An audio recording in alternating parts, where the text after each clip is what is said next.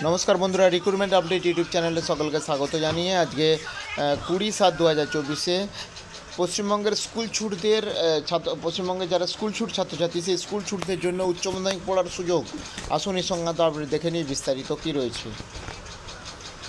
Corona পর্বে মাধ্যমিকের পর স্কুল ছুটদের স্কুলে ফেরাতে রেজিস্ট্রেশনের নিয়ম শিথিল করল উচ্চ মাধ্যমিক শিক্ষা সংসদ। বৃহস্পতিবার এক বিজ্ঞপ্তিতে সংসদ জানিয়েছে যে 2020-21 সালের মাধ্যমিকে উত্তীর্ণরা উচ্চ মাধ্যমিক পড়াশোনা করতে পারবে 2024-25 শিক্ষাবর্ষে এবং একাদশে রেজিস্ট্রেশন করতে পারবে। সাধারণত যে বছর মাধ্যমিক পরীক্ষা হয় সেই বছর ছাড়া আগের 2 বছর ছাত্রছাত্রীরা রেজিস্ট্রেশন করাতে পারে এবং সেই নিয়মে 2022 বা তারপরে মাধ্যমিক উত্তীর্ণরা শুধু এবছর উচ্চ মাধ্যমিকে রেজিস্ট্রেশন করাতে পারত। সেই নিয়ম শিথিল করে কোভিডের 2 বছরকে অন্তর্ভুক্ত করা হলো। কোভিডের সময় যারা নানা কারণে পড়াশোনা ছেড়ে দিয়েছিল তারা নতুন ব্যবস্থায় স্কুলে ফিরতে চাইছে বলেই সংসদের দাবি। এবং জেলা স্কুল পরিদর্শক, প্রধান শিক্ষক, অভিভাবক ছাত্রীদের কাছ থেকে সংসদ এই মর্মে বার্তা পাচ্ছিল, সেই কারণেই এই ব্যবস্থা।